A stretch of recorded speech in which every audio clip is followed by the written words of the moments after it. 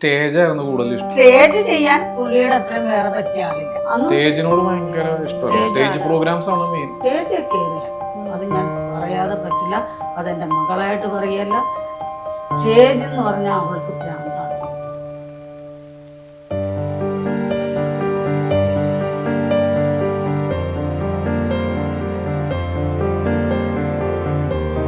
കുട്ടിപ്പട്ടാളം തുടങ്ങി കഴിഞ്ഞപ്പോഴത്തേക്കും ഷാരി പറഞ്ഞു നിന്റെ റേഞ്ച് മാറി, ഇനി കാശ് കൂടുതൽ. ഇല്ല, അത് വെറുതെ പറയുന്നതാണ്. സുബി കലാഭവനായിട്ട് യോജിച്ചൊരു പ്രോഗ്രാമും ചെയ്തിട്ടില്ല. അവൾക്ക് കഴിവില്ല, ഞാൻ എന്തിത്തള്ളി കയറ്റി വരും. ഇവളാര മോള്, ഇവളുടെ എല്ലാ തോട്ട്സും ഇവള് ഡിസ്ക്രൈബ് ചെയ്യും. സുബി ശ്രദ്ധിച്ചിരുന്നെങ്കിൽ സുബിയുടെ ജീവൻ പോകില്ലായിരുന്നു. സുബിയെ ഒരിക്കൽ മമ്മൂട്ടി എയർപോർട്ടിൽ വെച്ച് കണ്ടപ്പോ ചോദിച്ച്,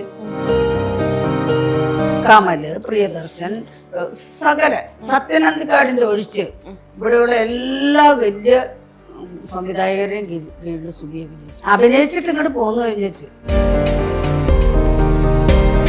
10,000 രൂപയ്ക്ക് വരെ സുബി ഗൾഫിൽ പോയി പ്രോഗ്രാം ചെയ്തിട്ടുണ്ട്. 10 വർഷം സിനിമ ചെയ്തിട്ട് അവസാനം സുബി മേടിച്ച് 2,000 രൂപയാണ്.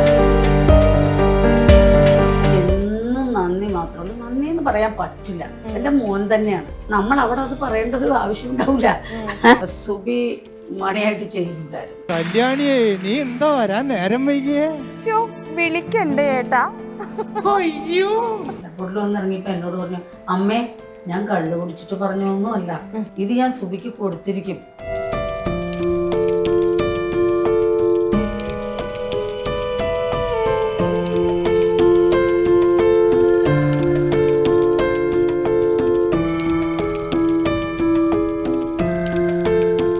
Ultra modern kitchen devices. ഒരു കിച്ചണിൽ വേണ്ട എല്ലാ ലേറ്റസ്റ്റ് ബ്രാൻഡുകളും ഇവിടെയുണ്ട്.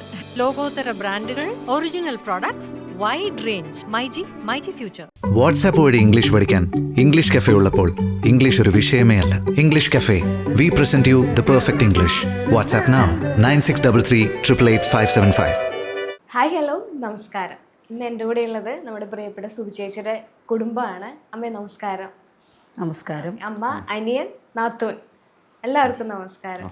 ഓക്കെ, കുറേ നാളായി ഞാനിങ്ങനെ ഒന്ന് നിങ്ങളുടെ അടുത്ത് സംസാരിക്കണമെന്ന് വിചാരിക്കുന്നു. എനിക്ക് തോന്നുന്നു തിരക്കുകൾ കൊണ്ട് മാറി മാറി പോയിട്ട് ഇന്നൊരു ദിവസം കിട്ടിയിരിക്കുകയാണ്. അപ്പം എന്തുണ്ട് വിശേഷം? എങ്ങനെ പോകുന്ന കാര്യങ്ങളൊക്കെ? എന്താ വിശേഷം? ഞങ്ങളുടെ വിശേഷങ്ങളൊക്കെ നിങ്ങൾക്ക് അറിയാവുന്ന കാര്യങ്ങൾ. അതെ. പിന്നെ ഇപ്പൊ ഇതൊരു പുതിയ വിശേഷം. അല്ല, ഇയാള് നേരത്തെ ഉണ്ട്. പക്ഷെ അത് സംസാരിച്ചു തുടങ്ങിയപ്പോ ഉള്ള ഒരു പുതിയ വിശേഷം. അപ്പൊ നമ്മള് കൊറേ മറ്റുള്ള നമ്മുടെ ചിന്തകളിൽ നിന്നൊന്ന് മാറിപ്പോകും ഉള്ള വർത്താനം കേൾക്കും. അതാണ് വിശേഷം. പൊതുവെ പറയാ അതൊരു കുട്ടി സുബിയാണെന്നുള്ളതാണ്. അതെല്ലാരും അങ്ങനെയാ പറയുന്നത്. കുരുത്തക്കേടിനൊക്കെ കുറവൊന്നുമില്ലാന്ന് തോന്നുന്നു അല്ലേ? അത് സുബി ചെറുപ്പത്തിൽ കുരുത്തക്കേടൊന്നും കാണിച്ചില്ല. നല്ല അനുസരണയുള്ള കുട്ടിയായിരുന്നു. ഇത് അനുസരണ ഇല്ലാത്ത കുട്ടിയാണ്. കേട്ടോ?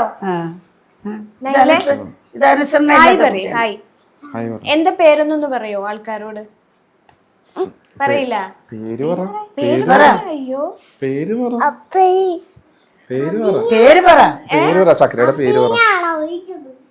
അതിനാണോ വിളിച്ചതെന്നൊക്കെ? പേര് പറയോ? പേരെന്താ? ഒന്നുകൂടെ പ്രേക്ഷകർക്ക് വേണ്ടി. അല്ല, ഒരു പ്രാവശ്യം കൂടെ പറഞ്ഞേരെ, കുഴപ്പമൊന്നുമില്ലല്ലോ നമുക്ക്. പേര് പറയും, ഫുൾ നെയിം പറഞ്ഞു കൊടുക്ക്. അതിനാണ് ഇപ്പൊ വിളിച്ചത്. പേരെന്താ? ഇല്ല, എന്റെ അടുത്ത് വന്നപ്പോ പാട്ടൊക്കെ പാടിത്തരാന്ന് ഒരുപാടൊക്കെ പാടിത്തരുമോ? ആ, കൊച്ചു പാടിത്തരും. അന്ന് ഇവിടെ ഇരിക്കണേ.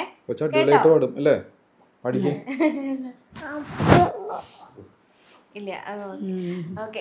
സുബി ചേച്ചി നമ്മളെ വിട്ടു പോയിട്ട് ഏകദേശം 2 വർഷം കഴിഞ്ഞു. അങ്ങനെയുള്ള കാര്യങ്ങളെ പറ്റിയൊക്കെ സംസാരിക്കുമ്പോൾ, അല്ലെങ്കിൽ ഒരു ആർട്ടിസ്റ്റ്, കോമഡി ആർട്ടിസ്റ്റ് എന്നൊക്കെ സംസാരിച്ചു തുടങ്ങുമ്പോൾ സുബി ചേച്ചിയുടെ പേരാണ് നമ്മുടെ മനസ്സിലേക്ക് ആദ്യം വരിക. അപ്പം എങ്ങനെയാണ് ഈ 2 വർഷത്തെ കാര്യങ്ങളിലേക്ക് നോക്കുമ്പോൾ എന്താ മനസ്സിലേക്ക് വരുന്നത്? ഒന്നുമില്ല, നമുക്കത് ഒരിക്കലും അത് മറക്കാനോ മരണം ഉൾക്കൊള്ളാനോ ഒന്നും നമുക്ക് സാധിച്ചിട്ടില്ല. ഇപ്പൊ ഈ 2ാമത്തെ വർഷത്തിന്റെ അന്ന് ശ്രീകണ്ഠൻ നായർ അവളുടെ കുറേ ഫിലിംസൊക്കെ ഇട്ടിട്ട് പറഞ്ഞു, ഇതിന് പകരം ഞങ്ങൾ ഇന്ന് ഒരാളെ കണ്ടെത്തിയിട്ടില്ല. അത് തന്നെ നമുക്കൊരു അവാർഡാണ്. അവിടെ ചിലപ്പോൾ മരിച്ചുപോയി കഴിഞ്ഞ് കൊടുക്കുന്ന പല അവാർഡുകളുണ്ടല്ലോ, അതുപോലെ ഒരു അവാർഡാണെന്ന് വിചാരിച്ചാൽ മതി. അത്രയും സന്തോഷം. അത്രയും സന്തോഷം. ഓക്കെ. ഇപ്പം സൂര്യ ടി വിയിലെ കുട്ടിപ്പട്ടാളം എടുക്കുകയാണെങ്കിൽ അതിനുശേഷം കുട്ടിപ്പട്ടാളം ഇല്ല അല്ലേ? അങ്ങനെ ഒരു ഷോ സൂര്യ ടി വിയിൽ വന്നിട്ടില്ല എന്നുള്ളതാണ്.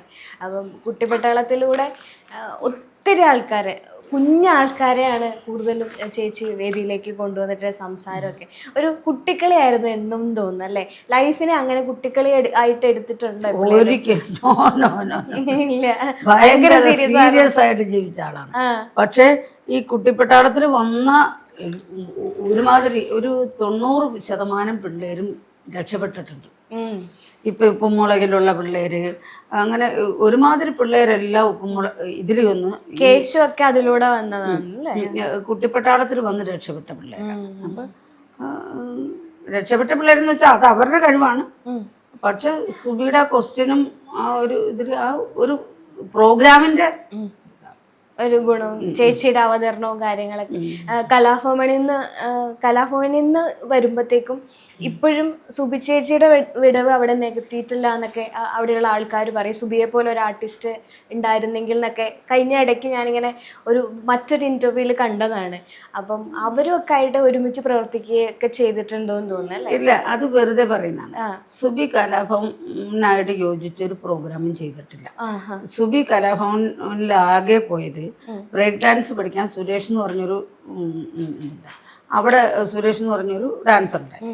ആ പുള്ളിയുടെ അടുത്ത് ഒരു 3-4 മാസം പഠിക്കാൻ പോയിട്ടുണ്ട്. അത്ര അവൾക്ക് അവൾ ഡാൻസ് കളിക്കുന്നത് ഒത്തിരി പഠിച്ചിട്ടൊന്നുമില്ല. ആകെ ഒരു അത്രയും ബന്ധു കലാഭവനായിട്ടുള്ളൂ. അതുകൊണ്ടാണ് സുബി കലാഭവൻ എന്ന് പറഞ്ഞ് ചേർക്കാത്തത്. അല്ലാതെ കലാഭവന്റെ ഒരു പ്രോഗ്രാമിന് അവള് പോയിട്ടില്ല ഒന്നും.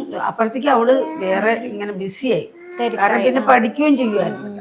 അപ്പൊ അതുകൊണ്ട് വേറെ ബിസി ആയതുകൊണ്ട് കലാഭവന്റെ ഒരു പ്രോഗ്രാമിൽ പോയിട്ടില്ല. അതുകൊണ്ടാണ് അവളെ കലാഭവൻ ചേർത്ത് നമ്മൾ പറയാത്തത് അല്ലേ? പക്ഷെ അവരുമായിട്ടൊക്കെ ഇൻഡിവിജ്വലി അവരൊക്കെ ആയിട്ടുള്ള പ്രവർത്തിച്ചിട്ടുണ്ട് എന്ന് തോന്നുന്നു. ഇൻഡിവിജ്വലി അവിടെയുള്ള കലാഭവനിലെ അവിടെ എല്ലാവരുമായിട്ടും. പിന്നെ അവിടെ യൂസഫ്, ഷാജോൺ, പ്രജോദ്, ഇവരൊക്കെ കലാഭവൻ ഇവരൊക്കെ ആയിട്ട് എന്തോരം ഷോയും കാര്യങ്ങളൊക്കെ ചെയ്തിട്ടുണ്ട്. പക്ഷെ കലാഭവനിൽ അധികം കാലം നിന്നിട്ടില്ല. കാരണം നിൽക്കാൻ പറ്റില്ലാത്തൊരു സാഹചര്യമായിരുന്നു. കാരണം അങ്ങനെ ഡെയിലി കൊണ്ടുപോയി വരാനൊന്നും ആളുണ്ടായില്ല. ചക്കു, നമസ്കാരം. എന്റെ പോയിന്റ് ഓഫ് കോണ്ടാക്ട് ഇവിടെ നിന്നാണ്. അന്ന് തൊട്ടേ ഇന്ന് വരെ ഒരു കോണ്ടാക്ട് ഇവിടെ നിന്നാണ്. എന്തുണ്ട്, എങ്ങനെ പോകുന്നു കാര്യങ്ങളൊക്കെ? നല്ല ഇതൊക്കെ പോകുന്നുണ്ട്. ചേച്ചി ഇല്ലാത്തതിന്റെ ഒരു ഇതുണ്ടോ നല്ല അതെ, അതൊരിക്കലും നിർത്താൻ പറ്റില്ലല്ലോ. എപ്പോഴും കഴിഞ്ഞ തവണ കണ്ടപ്പോഴും ചക്കുനോട് ചോദിച്ചൊരു കാര്യമുണ്ട്, എന്തുകൊണ്ട് ഇങ്ങനെ കലാലോകത്തിലേക്ക് വരുന്നില്ല, കഴിവുള്ള ആളാണല്ലോ, എന്തുകൊണ്ട് വരുന്നില്ല എന്നുള്ളൊരു എല്ലാവരുടെയും ക്വസ്റ്റ്യനാ. സുബിയുടെ അനിയൻ എന്തുകൊണ്ട് ആ ഒരു ഫീൽഡിലേക്ക് വരുന്നില്ല എന്ന് ഇപ്പോഴും സെയിം തീരുമാനത്തിൽ തന്നെ നിൽക്കുകയാണ്. ശരിക്കും ഞാൻ പറയണു, സുബിയേക്കാളും കഴിവുള്ളത് ഇവനാണ്. അത് ചിലപ്പോ അവനവന് തോന്നൂല, ഒരമ്മയ്ക്ക് തോന്നാം. തീർച്ചയായിട്ടും സുബി അത്രയും കഴിവുള്ള ആളല്ലായിരുന്നു. എന്നിട്ട് സുബി ഇത്രയും രക്ഷപ്പെട്ടു. സുബിയേക്കാളും കഴിവുള്ളത് ഞാൻ ഡബിങ് എന്ത് വേണമെങ്കിലും ചെയ്യും. ഡബിങ് ചെയ്യും, ഡാൻസ് ചെയ്യും, മിമിക്രി ചെയ്യും, പിന്നെന്താ ചെയ്യുക, പാട്ട് പാടും, എല്ലാം ചെയ്യും. വീടിനുള്ളിൽ മാത്രം വീടിന്റെ ഉള്ളിൽ ഇപ്പൊ ഇല്ല. ഇപ്പൊ ഈ മൊബൈൽ വന്ന് ഇങ്ങനെ തോണ്ടി തുടങ്ങിയ പിന്നെ ശേഷം വീട്ടില് സൈലന്റ്. എന്താ കേൾക്കുന്നത്? ഞാനങ്ങനെ ഷോസ് ഒക്കെ ചേച്ചിയുടെ ഒപ്പം പോയിട്ടുള്ള ഒരു എക്സ്പീരിയൻസ് ആണ് എനിക്ക്. അല്ല, കുറച്ചൊക്കെ ഷോസ് ഒക്കെ ആദ്യം ചെയ്യും. ഞാനെന്ന് പറഞ്ഞാൽ ചേച്ചിയുടെ ഒപ്പം ഷോയ്ക്കൊക്കെ പോകുമ്പോ ഇവരുടെയൊക്കെ CD ഇടാനൊക്കെ ആയിട്ട് പോയിരിക്കും. പിന്നെ ചേച്ചിയുടെ ഡാൻസ് ട്രൂപ്പിലുണ്ടായിരുന്നു. പിന്നെ ഇങ്ങനെ ഷോസിലൊക്കെ പോകുമ്പോ സേവതയുടെ കൂടെ നിന്ന് ഡാൻസ് കളിച്ച് ഇപ്പോഴും ഇരിപ്പുണ്ട്. ഇവിടെ ഇരിപ്പുണ്ട്. സേതാമേനോന്റെ കൂടെ നിന്ന് ഡാൻസ് കളിച്ച ആളാണ്. അപ്പൊ കഴിവില്ലായ്മയല്ല, ഡാൻസ് ഒക്കെ ചേച്ചിയുടെ ട്രൂപ്പിൽ തന്നെ ഉണ്ടായിരുന്നു. പക്ഷെ എന്തുകൊണ്ട് ഇപ്പൊ ഒന്നും ചെയ്യാതെ ഇങ്ങനെ, ഇപ്പം എനിക്കൊന്നും അജു ചേട്ടന്റെ ഓഫീസിലാണ് വർക്ക് ചെയ്യുന്നത്, അജു വർഗീസിന്റെ. അപ്പം എന്തുകൊണ്ട് അങ്ങനെ ഒരു മാറി നിൽക്കുന്ന ഒരു പ്രകൃതമായി മാറിയത് എന്തുകൊണ്ടാണ്? അല്ലെങ്കിൽ അങ്ങനെ ഞാൻ ഇങ്ങോട്ടേക്ക് ഇല്ലാന്ന് തീരുമാനിച്ചത് എന്തുകൊണ്ടാണ്? ഇല്ല, എനിക്ക് അതിലോട്ട് വരുമ്പോ ചേച്ചിയുടെ ഒരു ഇതൊക്കെ അല്ല, ഒന്നുമില്ല. ആർക്കറിയാം, ജോജു അത് എത്രയോ കൊല്ലം കഴിഞ്ഞ അതെ. അതിനുശേഷവും വരുമെന്ന് ആർക്കറിയാം. അതുപോലെ നമുക്ക് ചിന്തിക്കാം. നമുക്ക് പറയാൻ പറ്റില്ല. അല്ല, അമ്മയ്ക്കും സങ്കടം ഉണ്ടെന്ന് തോന്നുന്നു. വീട്ടിൽ ഒരാൾ കഴിഞ്ഞു അടുത്ത ആളിലേക്ക് ആ പാരമ്പര്യം അല്ലെ, കിട്ടണം. അവളേക്കാ കഴിവുള്ളത് ഇവനാണ്. അത് ഞാൻ ഇപ്പോഴും പറയുന്നു. അവൾക്ക് കഴിവില്ല, ഞാൻ എന്തിത്തള്ളി കയറ്റി. അതെപ്പോഴും ആള് പറയുന്നത് എന്റെ അമ്മ എന്നെ തള്ളി വിടുന്നോണ്ടാണ്. തള്ളി വിടുന്നുണ്ട്. എപ്പോഴും പറയുന്നത് ഇവനതല്ല, ഇവന് സ്വന്തമായിട്ട് കഴിവുണ്ട്. അമ്മ തള്ളിയിട്ടും ഇല്ല, ചേച്ചിയുടെ ഒരു എക്സ്പീരിയൻസ് തന്നെ എനിക്കും അതൊന്നാ. ചേച്ചിയുടെ ഒപ്പം പ്രോഗ്രാംസിന് ഇപ്പൊ ചേച്ചിയുടെ ഡാൻസ് ട്രൂപ്പിൽ ഉണ്ടായിരുന്നു, ഞാൻ ബാക്ക്ഗ്രൗണ്ട് ഡാൻസർ ആയിരുന്നു. അപ്പൊ അങ്ങനെ ഡാൻസ് ട്രൂപ്പിൽ പോയി ഡാൻസ് കളിച്ചിട്ടുണ്ട്. പിന്നെ അല്ലാതെ എന്ന് പറഞ്ഞാൽ ചേച്ചിയുടെ പ്രോഗ്രാമിനൊക്കെ പോകുമ്പോ ഇവരുടെയൊക്കെ CD ഒക്കെ ഇടാനായിട്ട് എന്നെ ഏൽപ്പിക്കണം. ഈ സ്കിറ്റിന്റെയും ഇങ്ങനെയുള്ള രമേശ് വിശാരടി ചേട്ടൻ്റെ ഒക്കെ എന്ന് പറഞ്ഞാൽ സ്കിറ്റ് ഇടണം. അപ്പൊ ഇവരിങ്ങനെ ലൈവ് CD ഇടുമ്പോ നമ്മൾ ഇവരുടെ ഇത് കണ്ടോണ്ടിരിക്കുക. അപ്പൊ ഞാൻ അങ്ങനെ മിമിക്രിക്കാരനായതാ. ഇവര് ചെയ്യണത് തന്നെയാണ് നമ്മള്. ഞാൻ ഇത് മൈൻഡിൽ കിടക്കും, ഇത് ഇങ്ങനെ ചെയ്യണ കാണുമ്പോ. ഇല്ല അല്ല, അത് ഇങ്ങനെ കിടക്കും. അപ്പൊ ഞാനത് വന്നിട്ട് ഇവിടെ വന്നിട്ട് ബാത്റൂമിൽ മറ്റേ ഇതില്ലേ ബക്കറ്റ്, എക്കോ കിട്ടാൻ വേണ്ടിട്ട് ബക്കറ്റ് തലയിലിട്ടിട്ട് ഇത് പ്രാക്ടീസ് ചെയ്യും. ഇവരെയൊക്കെ കണ്ട് ഇവര് ചെയ്യുന്നതൊക്കെ ഉമ്മൻചാണ്ടിയും അങ്ങനെ ഓരോരോ ആർട്ടിസ്റ്റുകളൊക്കെ ഇവരുടെ തന്നെ കണ്ട് അങ്ങനെ പഠിച്ചേക്കണത്. അങ്ങനെയല്ല കേട്ടോ, ഇതിന്റെ സത്യസ്ഥിതി അതൊന്നുമല്ല. എങ്ങനെയാന്ന് വെച്ചാ, ഒരു ദിവസം അതായത് ഇവൻ എപ്പോഴും ഒരു റൂമിൽ കയറി അടച്ചിരിക്കും. അപ്പൊ അതിൻ്റെ അകത്ത് ഡബിൾ കാസറ്റ് ഉള്ള അന്നൊന്നും എല്ലാ വീടുകളിലും ഒന്നും അതൊന്നുമില്ല. ഡബിൾ കാസറ്റ് ഉള്ള ഒരു ടേപ്പ് റെക്കോർഡുണ്ട്. അപ്പൊ ഞാനൊരു ദിവസം അവിടെ ആ മുറി അടിച്ചു വരാൻ ചെന്നപ്പോ ഒരു കാസറ്റ് ഇത് ചെയ്തപ്പോ എന്താ ഉമ്മർ, പ്രേംനസീർ, മറ്റേ ലോകത്തുള്ള എല്ലാ ആർട്ടിസ്റ്റുകളും, ഒരു 10-60 ആർട്ടിസ്റ്റുകൾ സംസാരിക്കാൻ എനിക്കറിയില്ല. ഇവനിത് അറിയാമെന്നോ ഇവനിത് റെക്കോർഡ് ചെയ്യണ്ടെന്നോ എനിക്കറിയില്ല. കുറെ ആർട്ടിസ്റ്റുകൾ റെക്കോർഡ് ചെയ്ത് വെച്ചേക്കണം. പിന്നെയാണ് എനിക്ക് മനസ്സിലായത് ഇവൻ ഇതിനാണ് ഇതിന്റെ അകത്ത് കയറിയിരിക്കുന്നത്. അപ്പൊ ഞങ്ങളെപ്പോഴും എന്തിനാടെ റൂമിൽ കയറി ഇങ്ങനെ ബഹളം ഉണ്ടാക്കണം. പക്ഷെ ഇവൻ അതിനു വേണ്ടി ചെയ്തായിരുന്നു. അത് ഒരു ഫ്രണ്ടിന്റെ പപ്പയ്ക്ക് കാസറ്റ് അവിടെ ഉണ്ടായി അന്ന്. അപ്പൊ ഞങ്ങൾ അവിടെ പോയിട്ട് ഇങ്ങനെ ഈ അന്നത്തെ മാവേലിക്കൊമ്പത്ത് എന്ന് പറഞ്ഞ കാസറ്റ്, അതിന്റെ അങ്ങനെ കുറെ മിമിക്രിക്കാർ അതൊക്കെ അന്ന് ദിലീപേട്ടന്റെ അത് ടിനിച്ചേട്ടന്റെ ഇങ്ങനെ ഓരോ മണിച്ചേട്ടന്റെ ഒക്കെ ഇങ്ങനെ കാസറ്റ് അവിടെ കിട്ടും. അപ്പൊ അതിങ്ങനെ കേട്ട് പ്രാക്ടീസ് ഇങ്ങനെ അന്ന് എന്നോടൊരു ചേട്ടൻ മിമിക്രി ചെയ്യുമായിരുന്നു ഞങ്ങളുടെ അവിടെ അടുത്തൊരു ചേട്ടൻ. ആ ചേട്ടനൊക്കെ കണ്ടിട്ട് ഭയങ്കര ആരാധനയായിട്ട് എനിക്ക്. അപ്പൊ അങ്ങനെ അതൊക്കെ കണ്ടിട്ടാണ് ഞാനെന്നാ ഇതേപോലെ പറഞ്ഞ പോലെ റെക്കോർഡ് ചെയ്തു. പക്ഷെ എന്നോട് പറഞ്ഞിട്ടില്ല. ഞാനിതൊരു റൂം അടിച്ചു വരുമ്പോ അതൊന്ന് വെറുതെ പ്ലേ ചെയ്തതാണ്. പ്ലേ ചെയ്തപ്പോ വന്നത് മുഴുവൻ ഉമ്മർ. എനിക്കത് മനസ്സിലാവണില്ല ഇവന്റെ സൗണ്ടാന്ന് പറഞ്ഞാൽ അവൻ ശരി ഉമ്മർ അങ്ങനെ തന്നെ അവനെ. പിന്നെയാണ് ഇവൻ ഇതിന്റെ അകത്ത് കയറിയിരുന്നത് ഇതാണ് അല്ല അവൻ ഈ പ്രാക്ടീസ് ചെയ്യുമ്പോ ശരിയാണെന്ന് അറിയണോ, നമുക്ക് തന്നെ കേട്ട് നോക്കണമല്ലോ. അപ്പൊ നമ്മള് അല്ലാണ്ട് കേട്ട് കഴിഞ്ഞാൽ അറിയില്ല. റെക്കോർഡ് ചെയ്തിട്ട് ഒരു കാര്യം ചെയ്യാം, നമുക്ക് ശ്രീശാന്തിനെ ഒന്ന് ചെയ്ത് നോക്കിയാലോ. ശ്രീശാന്തിന്റെ വോയിസ് ഇല്ല. ഞാൻ വോയിസ് ചെയ്യുന്ന ആരുടെയാ? വോയിസ് ചെയ്യണത് സുകുമാരൻ, പിന്നെ പൃഥ്വിരാജിന്റെ ചേട്ടനല്ലേ ഇന്ദ്രജിത്ത്, പിന്നെ അങ്ങനെ കുറച്ചു പേരുടെ ചെയ്യുമായിരുന്നു. 100 പേരെ ചെയ്യായിരുന്നു. ഇപ്പൊ ഒന്നും ചെയ്യാണ്ടായി മറന്നുപോയത്. സുകുമാരന്റെ ഇപ്പൊ പ്രാക്ടീസ് കുറെ നാളായിട്ടാ. കറക്റ്റ് ആവുമെന്നറിയില്ല. അമ്പടി കൊച്ചുകളി, എന്റെ പൊന്നു തോമാച്ച, ദൈവത്തെ പിടിച്ചാണയിട്ട് പറയുന്നു. അവനല്ല ചെയ്ത് അല്ല വരണം എടോ സ്വാമി. അടിപൊളി. ഏറ്റവും ലാസ്റ്റ് സൂബി ചേച്ചിയിൽ നിന്ന് ഏറ്റവും കൂടുതൽ നമ്മൾ ആഗ്രഹിച്ചതും അല്ലെങ്കിൽ നമ്മൾ അറിഞ്ഞ ഒരു വാർത്ത കല്യാണം പോകുന്നു എന്നുള്ളതാണ്. ഇവിടെ എനിക്കിപ്പോൾ മിസ് ചെയ്യുന്നതും മറ്റേ ചേട്ടനെ തന്നെയാണ്. അപ്പം എങ്ങനെയാണ് ആളുമായിട്ട് ഇപ്പോൾ കോണ്ടാക്ട് ഉണ്ടോ? ആള് വരാറുണ്ടോ? പിന്നെ തീർച്ചയായിട്ടും കോണ്ടാക്ട് ഉണ്ട്. ഞങ്ങൾ എല്ലാവരുമായിട്ട് കോണ്ടാക്ട് ഉണ്ട്. എപ്പോഴും വരുന്നുണ്ട്. എപ്പോഴും വരുന്നതെന്ന് വെച്ചാൽ ഇപ്പൊ പുള്ളി കലാഭവന്റെ മാനേജർ പ്രോഗ്രാം മാനേജറുമാണ്. അപ്പൊ ഈ 2-3 മാസം ഭയങ്കര തിരക്കാണ്. അപ്പൊ എന്നും വിളിക്കും. അത് മതി, ഒരാളെ നമ്മൾ ബുദ്ധിമുട്ടിക്കേണ്ട കാര്യമില്ല. പിന്നീട് അദ്ദേഹത്തിനോട് വേറൊരു വിവാഹം കഴിക്കാൻ നിങ്ങൾ ആരും പറഞ്ഞിട്ടില്ലേ? ഞങ്ങളിപ്പോഴും നോക്കിക്കൊണ്ടിരിക്കണ്. ഞങ്ങളിപ്പോഴും അയ്യോ വിവാഹം കഴിക്കട്ടെ, ഞങ്ങളിപ്പോഴും നോക്കിക്കൊണ്ടിരിക്കണു. ഞാൻ കാണുന്നവരോടൊക്കെ പറയും. കാരണം പുള്ളി ഇപ്പൊ എത്ര 44 വയസ്സാ, 45 വയസ്സും കണ്ടായി. അപ്പൊ പുള്ളി ഇത്ര കാലം വിചാരിച്ചിട്ട് നടക്കാത്തപ്പോ ഞാൻ ഉടനെ വിചാരിച്ച് നടക്കൂല്ലോ. അപ്പൊ ഞങ്ങളിപ്പോഴും ഞാൻ കാണുന്നവരോടൊക്കെ പറയാം അവനൊരു കല്യാണം കഴിപ്പിക്കണം അത് ഞങ്ങളുടെ ഒരു മോൻ തന്നെയായിട്ടാണ് ഞങ്ങൾ ചിന്തിച്ചത്. ഒരു മകനാണല്ലേ? അപ്പം അങ്ങനെ ഒരു ആളെ കല്യാണം കഴിക്കാൻ സന്നദ്ധമായിട്ട് ഒരു പെൺകുട്ടി വന്നാൽ തീർച്ചയായിട്ടും നിങ്ങളുടെ തീർച്ചയായിട്ടും ഞങ്ങൾ പറഞ്ഞാൽ അവൻ ചെയ്തിരിക്കും. രാഹുൽ എന്ന് പറഞ്ഞ ആള് കാരണം അവന് ജീവിക്കാനുള്ള ഇതൊക്കെ ഉണ്ട്. ഇവിടെ വന്നപ്പോഴും അവൻ പറഞ്ഞത് എനിക്ക് നിങ്ങളുടെ വീടും കാര്യങ്ങളും ഒന്നും വേണ്ട. എന്നോട് പറഞ്ഞൊരു കാര്യങ്ങളാണ് ഞാൻ പറഞ്ഞത്. എനിക്ക് നിങ്ങളുടെ വീടോ കാര്യങ്ങളോ ഒന്നും വേണ്ട. പിന്നെ എൻ്റെ വീട്ടിൽ അവൾ കിടക്കൂല, എൻ്റെ അമ്മയായിട്ട് അവൾ ചേരൂല. അത് ഇടുമ്പോൾ ഇനി വലിയ പ്രശ്നം ഉണ്ടാവില്ല. കാരണം അല്ല, എൻ്റെ അമ്മയായിട്ട് അവൾ ചേരൂല. അപ്പം അതുകൊണ്ട് അവള് ഇവിടെ നിന്നോട്ടെ, ഞാൻ ദിവസവും വന്നോളാം. ഇവിടെ നിന്ന് ഒരു 10 മിനിറ്റിൻ്റെ ദൂരം നടന്നാ മതി, വന്നോളൂ. അപ്പം ഞാൻ വന്നോളാം. അങ്ങനെ പറഞ്ഞാണ് ഇത് വെച്ചത്. അല്ലാണ്ട് ഇവളെല്ലാം ഇവളാര മോള് ഇവളുടെ എല്ലാ തോട്ട്സും ഇവള് ഡിസ്ക്രൈബ് ചെയ്യില്ല. അതെ. അന്ന് ശ്രീകണ്ഠൻ നായർ ഷോയിലാണെങ്കിലും ആള് തന്നെയാണ് കല്യാണത്തിനെ പറ്റി പറയുന്നത്. എന്നിട്ടും ഞാനിതൊരു സമ്മതം പറഞ്ഞിട്ടില്ല കേട്ടോ എന്നിങ്ങോട്ട് പറയുകയും ചെയ്യുന്നുണ്ട്, എടുത്തെടുത്ത് പറയുന്നുണ്ട്. അതൊരു വിഷമായിരുന്നു അല്ലേ ലൈഫില്? ഇനിയിപ്പോ ഇല്ല, അത് ചെയ്തു പോയേനെ. ഞങ്ങൾ അതിനു വേണ്ടി ഇവിടെ എല്ലാം ഒരുക്കിക്കൊണ്ടിരിക്കുകയായിരുന്നു. ശരിക്കും ചെയ്യാൻ ഞങ്ങൾക്ക് താല്പര്യമുണ്ടായി, ചെയ്യാനുണ്ടായി. കാരണം ഇപ്പൊ ഈ കിടക്കണ കട്ടിലും കിടക്കയും പോലും അതിനു വേണ്ടി മേടിച്ചതാണ്. ഞങ്ങളെല്ലാം ഓരോന്ന് സെറ്റ് ചെയ്തു, കല്യാണ ഒരുക്കങ്ങളൊക്കെ ചെയ്തു വരുമായിരുന്നു.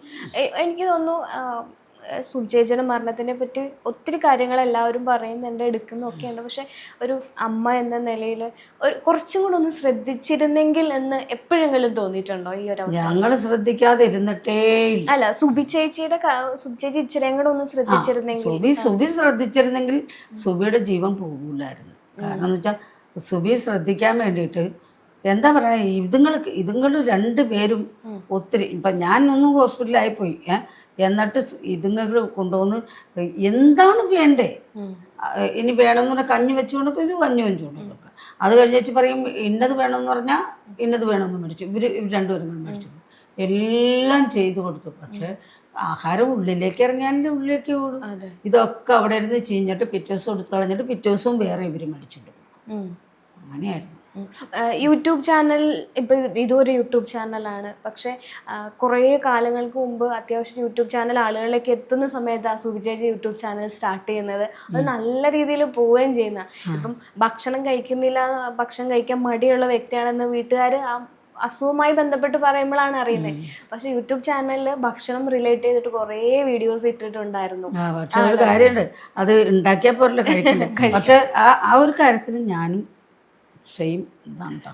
പിന്നീട് ഇടയ്ക്ക് എപ്പോഴും ഞാനിങ്ങനെ ഓൺലൈൻ മീഡിയാസിൽ കണ്ട ഒരു കാര്യമുണ്ട്, കുറച്ചും കൂടെ മുൻപേ അസുഖത്തിനെ പറ്റി സംസാരിച്ചിരുന്നെങ്കിൽ, ഹോസ്പിറ്റലിൽ നിന്ന് ഒരു ഇൻഫർമേഷൻ കിട്ടിയിരുന്നെങ്കിൽ ഒരു പക്ഷെ കുറച്ചും കൂടെ ഒരു ഐസ് നീട്ടി കിട്ടിയേനെ എന്ന് പറയുന്നുണ്ട്. അങ്ങനെ ഒരു ഒരു മാസം മുമ്പ് ഈ കിടത്തണതിന് ഒരു മാസം മുമ്പ് ഫുൾ ബോഡി ചെക്കപ്പ് സുബി അവിടെ ചെയ്താണ്. അന്നേരം സുബിക്ക് ലിവറിന് കേടില്ല, ഇതിനൊന്നും കേടില്ല. അതൊക്കെ അവരുടെ റെക്കോർഡുണ്ട്. കിഡ്നിക്ക് കേടില്ല, ഒരു സംഗതിക്കും കേടില്ല. പിന്നെ ഈ കൊറോണ വന്നത് കൊണ്ട് കൊറോണ അപ്പൊ അതുകൊണ്ട് ശ്വാസകോശത്തിന് ഇത്തിരി പ്രശ്നമുണ്ട്. അതുണ്ടായത് തന്നെയാണ്, അതിപ്പോ അവരുടെ കുഴപ്പമൊന്നുമില്ല. കൊറോണ വന്നു, അത് 2 പ്രാവശ്യം വന്നു. ആദ്യത്തെ പ്രാവശ്യം ഒരു കുഴപ്പമുണ്ടായില്ല. ആദ്യത്തെ പ്രാവശ്യം വന്നപ്പോ പുള്ളിക്കാരത്തി അതിൽ നിന്നൊക്കെ ഫുഡ് ഡയറ്റ് ഒക്കെ ചെയ്ത് വർക്ക്ഔട്ട് ഒക്കെ ചെയ്ത് അതിന്റെ വീഡിയോ ഒക്കെ ഉണ്ട് യൂട്യൂബിൽ കിടക്കുന്നുണ്ട്. ഭയങ്കരമായിട്ട് സ്ലിം ആയി, ഭയങ്കര ഹെൽത്ത് കോൺഷ്യസ് ആയിട്ട് എന്ന് വെച്ചാൽ. രണ്ടാമത് വന്നപ്പോഴാണ് ഇത്തിരി സിവിയർ ആയിട്ട്. രണ്ടാമത് വന്നപ്പോ പുള്ളിക്കാരത്തിക്ക് ഇത്തിരി ഈ ശ്വാസം മുട്ട് പോലത്തെ പ്രശ്നങ്ങളൊക്കെ ഉണ്ടായിരുന്നു. അന്ന് മുതൽ ശ്വാസം മുട്ടുണ്ട്. അപ്പൊ അന്ന് മുതൽ ശ്വാസം മുട്ടുണ്ട്. അന്ന് ഞങ്ങളെല്ലാം ടെസ്റ്റ് ചെയ്തപ്പോഴത്തേക്കും പിന്നെ സ്പ്രേ ആയിട്ട് എല്ലായിടത്തും നടക്കാറ്. അങ്ങനെയൊന്നും ഒരു സ്പ്രേ ഉണ്ടായിരുന്നു, നേസൽ സ്പ്രേ അടിച്ചാണ് നടക്കാറ്. പറയാൻ പറ്റില്ല എന്തുകൊണ്ടാണ്. ഒരു പ്രാവശ്യം അങ്ങനെ ഷൂട്ടിന്റെ ഇടയിൽ ഇങ്ങനെ വീണ് പോയാള്. എന്നിട്ട് അതിൽ പിന്നെയാണ് ഞാൻ കൂടെ പോകാൻ തുടങ്ങി. അത് വീണിട്ട് ഇങ്ങനെ സ്പ്രേ എപ്പോഴും വേണം കയ്യിൽ. അപ്പൊ സ്പ്രേ ഒരു പാക്കറ്റിൽ വെച്ച് എപ്പോഴും ഉണ്ടാവും കൂടെ. ഇല്ല, ഫ്ലൈറ്റിൽ വെച്ചിട്ട് ശ്വാസം മുട്ട് വന്നിട്ട് സ്പ്രേ എടുക്കുന്ന പറയാൻ പറ്റണില്ല. സ്പ്രേ കാണിച്ചു കൊടുത്തിട്ട് രാഹുലിന് അത് എന്താന്ന് മനസ്സിലാവുന്നുണ്ട്. എന്നിട്ട് ലാസ്റ്റ് സ്പ്രേ, അതായത് എടുക്കാനുള്ള കഴിവില്ലാത്ത അത്രയും ടയർഡായി പോയി. അപ്പൊ പിന്നെ ആശുപത്രിക്കാരെ പറഞ്ഞിട്ട് കാര്യമില്ല. നമുക്ക് എനിക്ക് പറയണ കൊറോണയാണ്. കൊറോണ കൊണ്ട് എന്തോരം ജനങ്ങൾ ഇവിടെ നിന്ന് പോയി. അപ്പൊ കൊറോണയാണ് ഇവളുടെ ഇതിന് ഒരു കാരണം. അത് കഴിഞ്ഞിട്ട് ഇങ്ങനെ ലിവർ ട്രാൻസ്പ്ലാന്റ് ചെയ്യുന്നതുമായി ബന്ധപ്പെട്ട് കുറെ ന്യൂസുകൾ കണ്ടു. അതില് സുരേഷ് ഗോപി ഉൾപ്പെടെയുള്ള ആൾക്കാർ ഇടപെടുകയും ഇപ്പൊ ഈ പറയുന്ന ടിനി ടോം ഒക്കെ ഇടപെട്ട ഒരു സാഹചര്യം ഉണ്ടായി. പക്ഷെ അതൊന്നും നടന്നില്ല അല്ല. അതിനു മുമ്പ് എല്ലാം റെഡിയായി. അതായത് എല്ലാം റെഡി ആയിരുന്നു. എല്ലാം റെഡി. ഇപ്പൊ അല്ല എന്റെ ഒരു സുഹൃത്ത് ഇവിടെ കിഡ്നി ട്രാൻസ്പ്ലാന്റ് ചെയ്യാൻ വേറൊരാളുടെ മേടിക്കണം. 8 മാസമായി പേപ്പർ കിട്ടാതിരിക്കണം. ഇത് അതായത് മറ്റൊരാളുടെ ആണെങ്കിൽ, സ്വന്തമാണെങ്കിൽ ഇപ്പൊ കുടുംബത്തിൽ നിന്നാണെങ്കിൽ ഇപ്പൊ കുടുംബത്തിൽ നിന്ന് തന്നെയായിരുന്നു. അമ്മയുടെ അനിയത്തിരി മോളുടെ ആയിട്ട് പോലും ഞങ്ങൾക്ക് കുറെ ഫോർമാലിറ്റീസ് നേരിട്ടുണ്ട്. സ്വന്തം എന്റെ ആണോ അച്ഛന്റെ ആണോ ഇവന്റെ ആണെങ്കിൽ പ്രശ്നമൊന്നുമില്ല. അതേസമയം എന്റെ മരുമോളുടെ ആണെങ്കിൽ പോലും പ്രശ്നമാണ്. അതിന് വിഷയമുണ്ട്. അപ്പൊ അതെല്ലാം ഞങ്ങൾ ശരിയാക്കി കൊണ്ടുവന്നതാണ്. പക്ഷെ അതൊക്കെ നമുക്ക് അതിനുള്ള ആൾക്കാരുണ്ടായി, ആൾക്കാർ ഹെൽപ്പ് ചെയ്യാനുണ്ടായി. അവരെയൊക്കെ ഞാൻ ഇപ്പോഴും നമിക്കുന്നു. സുരേഷ് ഗോപി, ഹൈബി ഈഡൻ ഒക്കെ ഒത്തിരി മറ്റേന്താ അല്ല മറ്റേ ഇവിടുത്തെ പെരുമ്പാവൂരത്തെ എൽദോസ് കുന്നപ്പള്ളി, അവരെല്ലാരും ഇവരുടെ ഫോട്ടോ കാണുമ്പോ തന്നെ ഒപ്പിട്ടും കൊടുക്കാണ്. ഇത് മാറ്റി വെച്ചിട്ടില്ല. വേഗം ശരിയാക്കി തന്നു. 2 ദിവസം കൊണ്ട് രാത്രിയും പകരം നടന്ന് ഞങ്ങൾ പേപ്പറെല്ലാം ശരിയാക്കി കൊണ്ടുവന്നപ്പോഴാണ് ഇവര് പറയണത്. ഞാൻ ഒരാള് പേപ്പർ ശരിയാക്കാനായിട്ട് പെരുമ്പാവൂര് 2 പേരുടെ സൈഡിൽ നിന്നും വേണം, ഡോണറിന്റെയും വേണം ചേച്ചിയുടെയും വേണം. അപ്പൊ അവിടെ ചിറ്റയുടെ ഒക്കെ അവിടെ ആയതുകൊണ്ട് ഞങ്ങള് പെരുമ്പാവൂര് ഞാൻ പോയി. ഒരു സൈഡിലോട്ട് അച്ഛനും രാഹുലേട്ടനും കൂടി പോയി. അങ്ങനെ ഞങ്ങള് എല്ലാവരും അങ്ങോട്ടും ഇങ്ങോട്ടും ഓടിയോണ്ടാണ് പെട്ടെന്ന് ഒരു 4 ദിവസത്തിനുള്ളിൽ പേപ്പറൊക്കെ പേപ്പറെല്ലാം ശരിയായി. പേപ്പർ എന്ന് വെച്ചാൽ 101 പേപ്പർ വെച്ചിട്ട് 7 ഫയൽ വേണം. ഇത് ചെറിയ കാര്യമല്ല. അതെല്ലാം റെഡിയാക്കി. ആ ഫയൽ മുഴുവൻ ഇപ്പോഴും ഇവിടെ ഇരിപ്പുണ്ട്. അതെല്ലാം നമ്മൾ ശരിയാക്കി. പക്ഷെ എന്താ പിന്നീട് എവിടെയാ ഒരു തടസ്സം വന്നത്? എവിടെയാ? ഇല്ല, അത് ആ പേപ്പറൊക്കെ ശരിയാക്കി കൊണ്ടുവന്ന് കൊടുത്തതിന് ശേഷം ഇവരിങ്ങനെ 3-ാം ദിവസം 5 ലക്ഷം രൂപ വെച്ചിട്ട് 5 ലക്ഷം രൂപ വെച്ച് കിട്ടുന്നു. അപ്പൊ ഇവരെന്നോട് പറഞ്ഞു 5 ലക്ഷം രൂപ വെച്ച് 5 ലക്ഷം രൂപ കെട്ടണം എന്ന് പറഞ്ഞു. അപ്പൊ ഞാൻ നമ്മൾ കൈപ്പിടിച്ചുകൊണ്ടിരിക്കണില്ലല്ലോ ഈ കാശൊന്നും. അത് തന്നെയല്ല, സുബി എന്ന് പറഞ്ഞാൽ അത്ര വലിയ ആർട്ടിസ്റ്റൊന്നുമല്ല, അത്ര വലിയ കാശ് കിട്ടുന്ന ആർട്ടിസ്റ്റൊന്നുമല്ല. ഞങ്ങൾ കുറച്ച് ബിസിനസ്സൊക്കെ ചെയ്യണേ കൊണ്ടാണ് ഈ കാശും ഞങ്ങൾക്ക് ആയിട്ടുള്ള ഇടപാട്. അല്ലാണ്ട് സുബി ചോദിച്ചാൽ ആരും കാശ് കൊടുക്കില്ല. കാരണം ആർട്ടിസ്റ്റ് ചോദിച്ചാൽ ഒരിക്കലും കൊടുക്കില്ല. അപ്പൊ ഞാൻ ഇവിടെ വന്ന് 5 ലക്ഷം രൂപയും മേടിച്ച് ബാഗിൽ വെച്ച് ഇവിടെ ഒരു പാടമുണ്ട്, അവിടെ എത്തി. ഇപ്പം തന്നെ ഹോസ്പിറ്റലിൽ നിന്ന് വിളി വന്നു, ഇപ്പം തന്നെ വേണ്ട, 4 മണിക്ക് എത്തണം. ഞാൻ പറയും 4 മണിക്ക് എത്തൂല, ഞങ്ങൾ 4:30-ക്ക് എത്താം. അപ്പം ഞങ്ങൾ അന്നേരം വരെ അപ്പോൾ വഴിയിൽ നിർത്തി ഒരു നാരങ്ങ വെള്ളം കുടിക്കാമെന്നൊരു ചിന്താഗതി ഞങ്ങൾക്ക് ഉണ്ടായി. അതുപോലും കുടിച്ചില്ല. നേരെ ഞങ്ങൾ അവിടെ ചെന്നു. അവിടെ ഡോക്ടർ പ്രഷർ അവിടെ ചെന്നപ്പോഴത്തേക്കും 4:30 ആയപ്പോഴത്തേക്കും എല്ലാവരും കൂടെ പറഞ്ഞു അത് ഹാർട്ടിന് പ്രഷറാണ്. അതായത് ഓപ്പറേഷൻ ചെയ്യാൻ എല്ലാം റെഡിയാക്കി. ആ കുട്ടിയും എല്ലാം നമ്മൾ ഈ ഓപ്പറേഷൻ ചെയ്യാനുള്ള കുട്ടിയെ ഭയങ്കര എല്ലാ ടെസ്റ്റും ചെയ്യണം. അതായത് മാനസികമായിട്ട് പോലും ചെയ്യണം, എല്ലാ ടെസ്റ്റും ചെയ്യണം. എന്നിട്ട് ആ കുട്ടിയെ എല്ലാം ടെസ്റ്റ് ചെയ്ത് എല്ലാം റെഡിയാക്കി പേപ്പറും കൊടുത്ത് ഞാനങ്ങ് ചെന്നപ്പോഴത്തേക്കും ഡോക്ടർമാരെല്ലാവരും കൂടിയിരിക്കാം. അതെ, നാളെ ഒന്നും ഓപ്പറേഷൻ ചെയ്യാൻ പറ്റില്ല, 2 ദിവസം കഴിഞ്ഞാണ് ഓപ്പറേഷൻ പറഞ്ഞത്. ഓപ്പറേഷൻ ചെയ്യാൻ പറ്റില്ല, ഓപ്പറേഷൻ ടേബിളിൽ എന്ത് സംഭവിക്കുന്ന അറിയില്ല. കാരണം ഹാർട്ടിന് ഭയങ്കര പ്രഷറാണ്. സുബിചേച്ചിയുടെ ഹാർട്ടിന് ഭയങ്കര പ്രഷറാണ്. അപ്പോഴും എന്നിട്ട് പറയാം അത് മാറ്റിയിട്ട് നമുക്ക് ചെയ്യാം. അപ്പോഴും നമുക്കൊരു ഹോപ്പാണ്, പ്രതീക്ഷയാണ്. ഹോപ്പാണ്. ഇതിന് മാത്രം പൈസയാണല്ലോ നമ്മൾ ചെലവ് ചെയ്യാൻ പറ്റൂല, ചെയ്യില്ലാന്ന് പറഞ്ഞു അന്ന് രാത്രി. അപ്പൊ അവർക്ക് അറിയായിരുന്നു ആള് പോകും എന്നുള്ളത്. അന്ന് രാത്രി വർത്താനം പറഞ്ഞുകൊണ്ടിരുന്നിരുന്നിരുന്നിരുന്ന് അന്ന് 11 മണി വരെ ഞാൻ അവളുടെ അടുത്തുണ്ടായി, അവളുടെ അടുത്ത് കൂടെ ഇരിപ്പുണ്ടായി.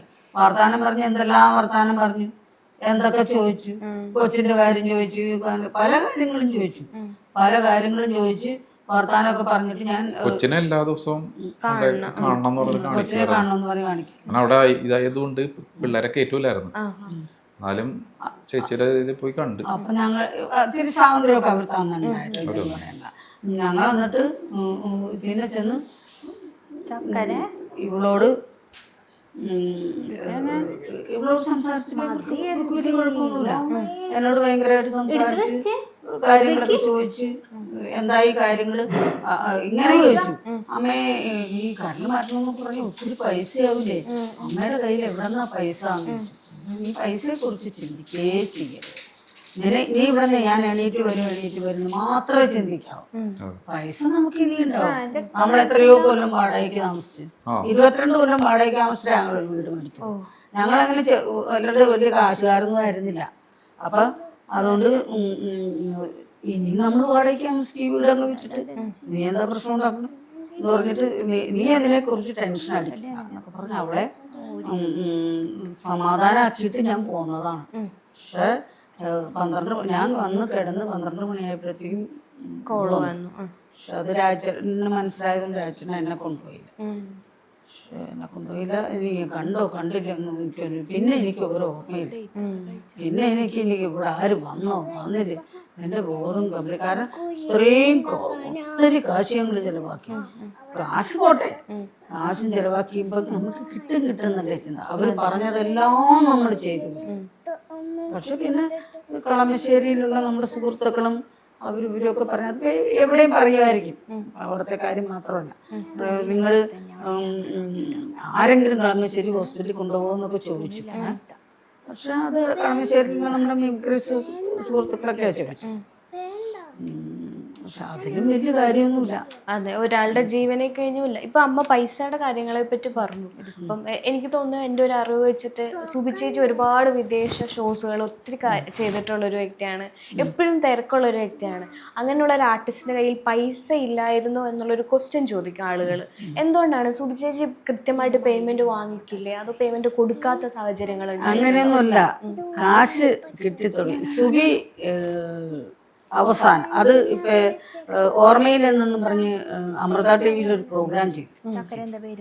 അതില് വന്നിരുന്നപ്പോ ഡയാന സിൽവസ്റ്റർ എൻ്റെ അടുത്ത് പറഞ്ഞു, സുബിയാണ് അതിൻ്റെ അകത്ത് ഏറ്റവും കൂടുതൽ പേയ്മെന്റ് മേടിച്ചിട്ടുള്ളത്.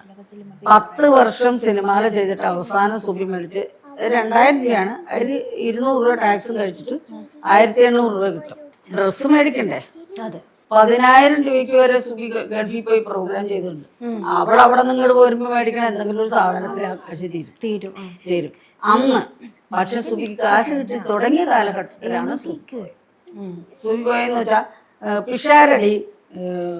പിഷാരടി പറഞ്ഞു കുട്ടിപ്പട്ടാളം തുടങ്ങിയ പിന്നെയാണ് നമ്മൾ രക്ഷപ്പെട്ടത്. അതുവരേക്കൊക്കെ കുറെ പാസ്പോർട്ട് ഉണ്ടെന്ന് പറഞ്ഞിട്ടൊന്നും ഒരു കാര്യമില്ല. കുട്ടിപ്പട്ടാളം തുടങ്ങി കഴിഞ്ഞപ്പോഴത്തേക്കും പിഷാരടി പറഞ്ഞു നിന്റെ റേഞ്ച് മാറി, ഇനി നീ കാശ് കൂടുതൽ. അപ്പൊ പിന്നെ പിഷാരടിയുടെ പ്രോഗ്രാം മാത്രമേ ചെയ്യുന്നത്. അപ്പൊ പിഷാരടി കൂടുതൽ പൈസ കൊടുക്കാൻ തുടങ്ങി. കൂടുതൽ പൈസ എന്ന് വെച്ചാൽ അറിയാലോ, സ്റ്റേജ് പ്രോഗ്രാമിന് എന്ത് കിട്ടാനാ കൂടുതൽ കൊടുക്കാൻ തുടങ്ങി. അങ്ങനെയാണ് ഇത്തിരി പൈസ കൂടുതൽ മേടിച്ചു തുടങ്ങി. സുബി പറയുമല്ലോ പിഷാരടിയാണ് എന്നെ കാശ് മേടിക്കാൻ പക്ഷെ അതുപോലെയുള്ള പ്രോഗ്രാംസ് ഒക്കെ വന്നു തുടങ്ങിയ കാലഘട്ടത്തിൽ സുബി ഇല്ലാണ്ടായി. രമേശ് ചേട്ടൻ ഈ ആർട്ടിസ്റ്റുകൾക്ക് നന്നായിട്ട് വാല്യൂ കൊടുക്കുന്ന ഒരാളാണ്. കലാകാരന്മാർക്ക് എത്ര ഉള്ളതെന്നുള്ള കറക്റ്റ് അറിയാം.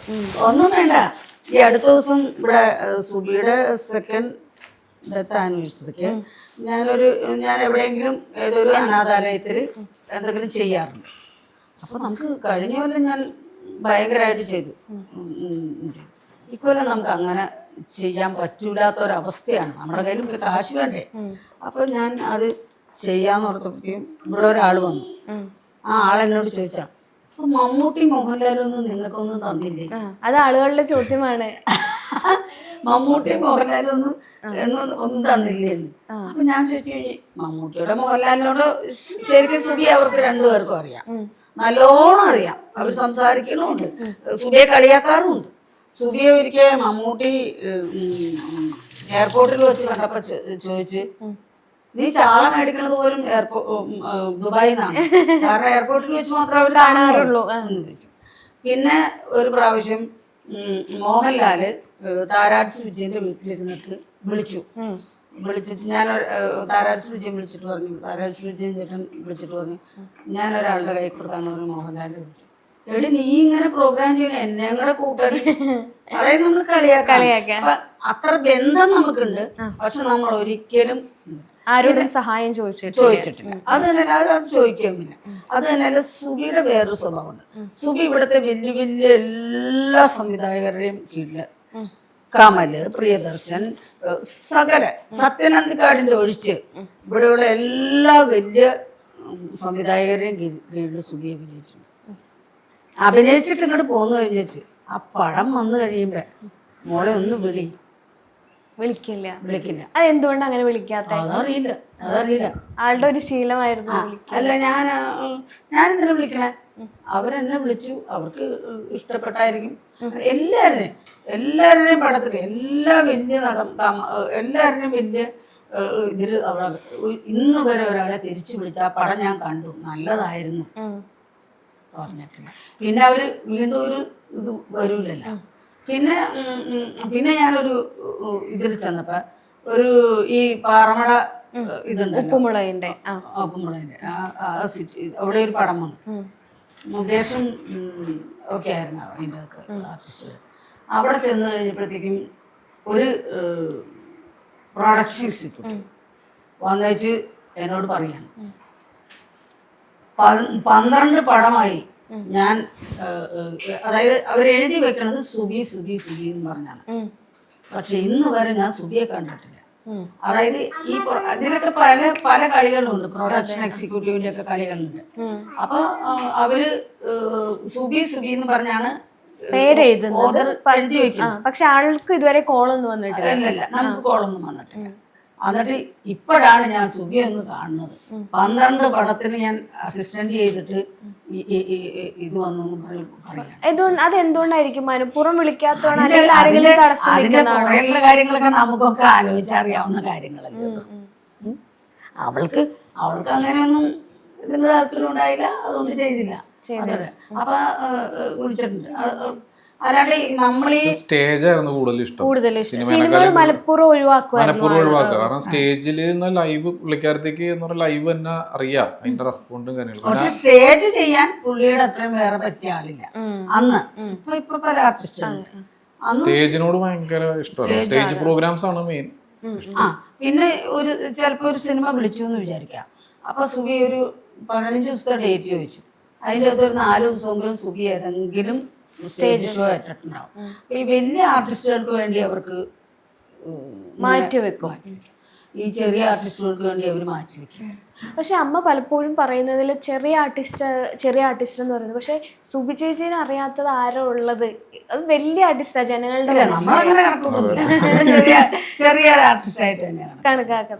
ഇപ്പം ഈ മോഹൻലാൽ, മമ്മൂട്ടി എന്നൊക്കെയുള്ള പേരുകൾ വന്നതുകൊണ്ട് ചോദിക്കുകയാണ്, സുബി ചേച്ചിയുടെ മരണത്തിന് ശേഷം സിനിമാ മേഖലയുമായിട്ട് ആരെങ്കിലും കോണ്ടാക്ട് ചെയ്യാറുണ്ടോ, വിളിക്കാറുണ്ടോ, കാര്യങ്ങളൊക്കെ തിരക്കുമോ, അങ്ങനെ ആരെങ്കിലും ഉണ്ടോ? അങ്ങനെ ആരും വിളിക്കാറില്ല. പിന്നെ പിഷാരടി വിളിക്കും, വിളിക്കും. മഞ്ജു ചേച്ചി വിളിച്ചായിരുന്നു. മഞ്ജു വാര്യർ ഒരു കാര്യമില്ല. മഞ്ജു വാര്യർ ഇതുകൊണ്ട് വിളിച്ചു പോകുന്നവരോ കേട്ടോ. മഞ്ജു വാര്യർ ഈ പുള്ളിക്ക്, എന്റെ ഹസ്ബൻഡിന് ക്യാൻസറാന്ന് പറഞ്ഞിട്ട് ആരോ പറഞ്ഞറിഞ്ഞതാണ്. എന്നിട്ട് ഇവിടെ വിളിച്ച ദിവസവും ചോദിക്കും. മഞ്ജു വാര്യർ വന്നപ്പോ ചോദിച്ചു എന്തൊരാവശ്യമുണ്ടെങ്കിൽ പറയണം. പക്ഷെ നമ്മൾ ആവശ്യങ്ങൾ ഉന്നയിക്കുന്നില്ല ആരോടും, ഉള്ള സ്നേഹം നിലനിന്നോട്ടെ. എന്നിട്ട് മഞ്ജു വാര്യർ, പി രാജീവ് മന്ത്രി ഇവിടെ വന്നു. ഇവിടെ നിറച്ച് പോലീസുകാരും MLA ഒക്കെ ആയിരുന്നു. എന്ത് ആവശ്യമുണ്ടെങ്കിലും പറയണം. വിളിക്കുമായിരുന്നു. നമ്മൾ വിളിച്ചിട്ടില്ല. വിളിക്കേണ്ട ആവശ്യം വരുമായിരിക്കും, അത് അന്നേരം വിളിച്ചാ പോരെ. ആരെയും വിളിക്കില്ല. അതൊരു സുബി ചേച്ചി ഉള്ളപ്പോഴും ഇപ്പൊ അമ്മ സംസാരിക്കുന്നത് എനിക്ക് മനസ്സിലായത് ആരോടും സഹായം ചോദിക്കാൻ താല്പര്യമില്ല തന്നെയാണ്. സുബിയെ ഞാൻ പഠിപ്പിച്ചത് അങ്ങനെയാണ്. അതുകൊണ്ടാണ് സുബി ഗൾഫിൽ പോയിട്ട് വന്നിട്ട് സുബി കാശ് മേടിക്കാത്ത ഒരു സാധനം. ഒരു പ്രാവശ്യം ഗൾഫിൽ പോയി വന്നവരുടെ വീട്ടില് വെട്ടിക്കണക്കിന് സാധനങ്ങളാണ് വന്നെ. അവിടുത്തെ സ്പോൺസേഴ്സ് ഒക്കെ ഉണ്ട്. സുബി പോയിട്ട് സുബി കാശ് കൊടുത്ത് മേടിക്കാത്ത ഒരു സാധനം കൊണ്ടുവരില്ല. സ്വന്തമായിട്ട് പൈസ കൊണ്ടെങ്കിൽ വാങ്ങിക്കും, ഇല്ല കൊണ്ടുവരില്ല. വാങ്ങി പർച്ചേസൊക്കെ ഭയങ്കര ഇഷ്ടമാണ്. അവിടെ നല്ല നല്ല സാധനങ്ങളൊക്കെ കിട്ടും.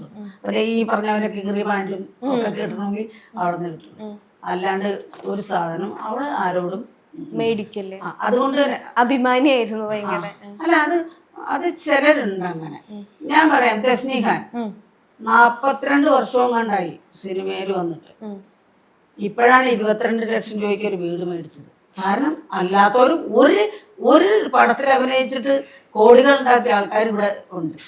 പക്ഷെ അത് അങ്ങനെ അല്ലെ, അതാണ് നല്ലത്. നമുക്ക് ഇപ്പോൾ ആളുടെ മുമ്പിൽ ഞെളിഞ്ഞു വെക്കാലോ. തീർച്ചയായിട്ടും ആരോടും ഒന്നും ഒരു കമ്മിറ്റ്മെന്റും ഇല്ല. പിന്നെ ഒരു കാര്യമുണ്ട്, ഞങ്ങളാണെങ്കിൽ ഞങ്ങൾ പണിയെടുത്ത് സുബിയുടെ മാത്രം നോക്കി ഞങ്ങൾ നിന്നില്ല. അങ്ങനെ നിന്നെങ്കിൽ സുബിയെ ഞങ്ങൾക്ക് സംരക്ഷിക്കാനൊന്നും പറ്റില്ല. ഇന്ന് വീടുണ്ടാവൂലായിരുന്നു, ഒന്നും ഉണ്ടാവില്ലായിരുന്നു.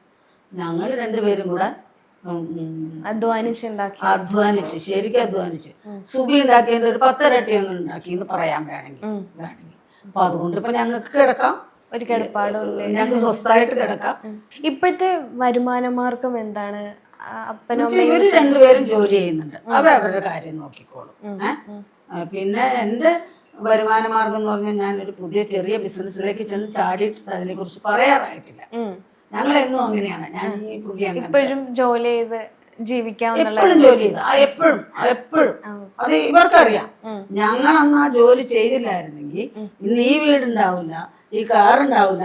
ഇവർക്ക് അവിടെ താമസിക്കേണ്ട കാര്യമൊന്നുമില്ല, ഇവർക്ക് ഇവിടെ താമസിക്കാം. എന്നാൽ ആ വീട് അവിടെ കിടന്ന് നശിച്ചു, വാടകയ്ക്ക് കൊടുത്താലും നശിച്ചു. അപ്പൊ ഇവർക്ക് വീടുണ്ടാവില്ല. ഞങ്ങള് കുറേ വീടുകൾ പണത് വിറ്റ് റിയൽ എസ്റ്റേറ്റ് ഞങ്ങൾ ചെയ്തു. അതില്ലായിരുന്നെങ്കിൽ എൻ്റെ കൊച്ചിനെ എനിക്ക് ചികിത്സിക്കാൻ പോലും പറ്റൂല. അല്ലാണ്ട് ഒരു ആർട്ടിസ്റ്റ് ഇങ്ങനെയൊന്നും ഇതിൽ നിന്നുണ്ട്. സിനിമയിൽ വലിയ ആൾക്കാർക്ക് കാശ് കിട്ടുന്നുണ്ടാവും. ഇപ്പൊ ട്രാൻസ്പ്ലാന്റിന്റെ ഇതൊക്കെ വന്നപ്പോൾ ഞാൻ പറഞ്ഞു ഞങ്ങളുടെ വീട് വിൽക്കാം, ഞങ്ങളുടെ വീട് വിറ്റാൽ മതി, ഒരു കുഴപ്പമില്ല, നമ്മൾ ടെൻഷൻ അടിക്കണ്ട. ഇവര് ടെൻഷൻ ആയിട്ട് ഇരിക്കണ അല്ല, അതിനെ കുറിച്ചൊന്നും എനിക്ക് ടെൻഷനില്ല. ഞാൻ ഇതിലും വലിയ ഇതിന്ന് ഞാൻ കരകയറി വന്നതാണ്. വാടക വീട്ടിൽ നിന്ന് വന്നാണോ? വാടക വീട്ടിൽ നിന്ന് വന്നപ്പോൾ അത് നമുക്ക് ഇനിയും ചെയ്യാം, കുഴപ്പമില്ല. അപ്പൊ ട്രാൻസ്പ്ലാന്റിന്റെ ഇത് വന്നപ്പോ ഇവരും പറഞ്ഞു നമുക്ക് വേണമെങ്കിൽ ആ വീട് വെക്കാം, വേണമെങ്കിൽ ഈ വീടും വെക്കാം. പക്ഷെ ഞങ്ങള് സുബി പോയി കഴിഞ്ഞപ്പോ ഞങ്ങൾക്ക് ഈ വീടിന് 10.5 ലക്ഷം രൂപ കടം വന്നു. ലോൺ അടച്ചു തീർക്കാണ്ട് കാറിന് 7.5 ലക്ഷം രൂപ ഉണ്ടായി. അപ്പൊ ഞങ്ങള് ഈ റിയൽ എസ്റ്റേറ്റ് ചെയ്തതിന്റെ ബാക്കി ഒരു 5 സെന്റ് സ്ഥലമില്ല, ഹൈവേ കിടക്കണ്ടായി. 8 ലക്ഷം രൂപ പറഞ്ഞ സ്ഥലമായിരുന്നു. ഞങ്ങളത് 5.5 ലക്ഷം രൂപയ്ക്ക് കൊടുത്തു. കാരണം നമ്മൾ ഒരു മാസം അടച്ചില്ലെങ്കിൽ ICICക്കാർ ഇവിടെ വന്ന് നിൽക്കും. അപ്പം സുബിയുടെ വീടാണെന്നൊന്നും ഓർക്കില്ല. കടങ്ങളൊന്നും ഇല്ലാതെ സ്വസ്ഥമായിട്ട് ജീവിക്കാണ്. അപ്പൊ ഞങ്ങൾക്ക് വരുമാനങ്ങളൊന്നും ഇനി വരുമാനങ്ങൾ ഉണ്ടാക്കിക്കോളാം. അതിന് ഞാൻ ഇപ്പൊ ആൾക്കാർ പറഞ്ഞ പോലെ മമ്മൂട്ടിയുടെയും മോഹൻലാലിന്റെ ഒന്നും അടുത്ത് പോയി ചോദിക്കേണ്ട ആവശ്യമില്ല. അതിന്റെ ആവശ്യം എന്തായിരിക്കണേ? എനിക്ക് ഓരോരുത്തർ ചോദിക്കുമ്പോ നിങ്ങൾക്ക് ലക്ഷങ്ങൾ വന്നു കാണുമല്ലേ, കോടികൾ വന്നു കാണും. ഇത്രയും ആർട്ടിസ്റ്റുകള്, അതായത് ഈ സുബി എല്ലാ ആർട്ടിസ്റ്റുകളുടെയും കൂടെ ചെയ്തിട്ടുണ്ട്, ഈ പ്രോഗ്രാമിനൊക്കെ പോയിട്ടുണ്ട്. അപ്പൊ അവരൊക്കെ ഏതാണ്ട് ലക്ഷങ്ങൾ നമുക്ക് തന്നെന്നാണ് അവര് ചിന്തിച്ചത്. അവരെന്താ വഴിയിലിരുന്നോട്ടെ. ഞാൻ സുബി ചേച്ചിയുടെ ഇന്റർവ്യൂസ് ഒക്കെ കാണുമ്പോൾ പ്രധാനമായിട്ട് 2 കാര്യങ്ങളാണ് ചേച്ചിയുടെ കണ്ണ് നിറഞ്ഞ് കണ്ടിട്ടുള്ളത്. ഒന്ന്, അച്ഛനെ പറ്റി സംസാരിക്കുന്ന സമയത്ത് ഭയങ്കരമായിട്ട് സങ്കടപ്പെടുന്നതായിട്ട്. പിന്നെ ഞാൻ കണ്ടത് കലാഭവൻ ചേട്ടനെ പറ്റി സംസാരിക്കുമ്പോഴാണ്. മണിച്ചേട്ടനെ അത്രത്തോളം ഇഷ്ടമായിരുന്നു. സുബി ചേച്ചിയുടെ കല്യാണത്തിന് ശ്രീധരം, അതായത് 10 പവൻ സ്വർണ്ണം എന്തോ മണിച്ചേട്ടൻ കൊടുക്കാന്ന് പറഞ്ഞു. പക്ഷെ സുബി ചേച്ചിക്ക് മുന്നേ ആള് പോയി എന്നുള്ളൊരു വിഷമം പുള്ളിക്ക് ഉണ്ടായിരുന്നു. അതങ്ങനെയല്ലാന്ന് വെച്ചാൽ സുബി മണിയായിട്ട് ചേരൂലായിരുന്നു. ഇവര് രണ്ടുപേരും കൂടെ ചേരൂലാത്തൊരു സ്വഭാവമാണ്. അപ്പൊ ഇങ്ങനെ മണി എന്ന് വെച്ചാൽ ഒരു കൊച്ചു പിള്ളേരുടെ ക്യാരക്ടറാണ്. അമേരിക്കയിലൊക്കെ ചെന്നാൽ മണി ഒറ്റയ്ക്ക് കിടക്കൂല. മണിക്കൊരു റൂം എന്താണെങ്കിലും കൊടുത്തിട്ടുണ്ടാവും. മണി ധർമ്മജന്റെയും മറ്റേ ഷാജോന്റെ ഒക്കെ കൂടെ കിടക്കൂ. അപ്പൊ ഈ സുബി ആണെങ്കിൽ ഇവരെ അവിടെ ചെല്ലുക, ചായ ഇട്ട് കൊടുക്കുക, അങ്ങനെയുള്ള കാര്യങ്ങളൊക്കെ ചെയ്യും. അപ്പൊ സുബി മണിയായിട്ട് പണ്ടേ ചേരൂല, ഒരു ചേരുന്ന സ്വഭാവം ആയിരുന്നില്ല. അത് കഴിഞ്ഞ് ഇവള് അന്നത്തെ പ്രോഗ്രാമിന് 7 എൻട്രിയാണ് നമുക്ക്. അത് കൂടാതെ ഒരു കണ്ടംപററി ഡാൻസ്, അതായത് ഈ വായുവിലൊക്കെ കിടന്നാണ് ഡാൻസ് കളിക്കുന്നത്. അതായത് തമിഴ്നാട്ടിൽ നിന്ന് ശ്രീറാം എന്ന് പറഞ്ഞൊരു കൊറിയോഗ്രാഫറാണ് വന്നിട്ട് ചെയ്യണേ. അപ്പോൾ അയാൾ ഇത് ചെയ്യുമ്പോൾ നാദൃശ്യൻ, ദിലീപ്, സലീം കുമാർ, ഷാജോൺ, ഇല്ലാത്ത ആൾക്കാരില്ല, കാവ്യ മാധവൻ, ഭാവന, എല്ലാവരും ഉണ്ട്. അപ്പം അവർ ഇങ്ങനെ പ്രാർത്ഥിക്കും. ഇങ്ങനെ എന്തെങ്കിലും കാലിന് പറ്റിയാൽ പിന്നെ ബാക്കിയുള്ള ഇവരുടെ സ്കിറ്റ് ഒന്നും നടക്കൂലേ. അപ്പം എടി നീ ഇത് ചെയ്യണ്ട, എൻ്റെ ചേട്ടാ ഞാൻ ഇത് ഇത്രയും കഷ്ടപ്പെട്ട് പഠിച്ചല്ലേ, ഞാനൊന്ന് ചെയ്യട്ടെ എന്ന് പറഞ്ഞിട്ട് അത്രയും, അതായത് 8 എൻട്രി 8 എൻട്രി എന്ന് പറഞ്ഞാൽ തന്നെ ഡ്രസ്സ് മാറാൻ എത്ര സമയം വേണം? 2.5 മണിക്കൂർ പ്രോഗ്രാമിന്. അപ്പോൾ ഇവളുടെ ഡെഡിക്കേഷൻ കണ്ടിട്ട് അത് സ്റ്റേജിൽ കയറിയാൽ അത് ഞാൻ പറയാതെ പറ്റില്ല. അതെൻ്റെ മകളായിട്ട് പറയല്ല. സ്റ്റേജ് എന്ന് പറഞ്ഞാൽ അവൾക്ക് ഭ്രാന്താണ്.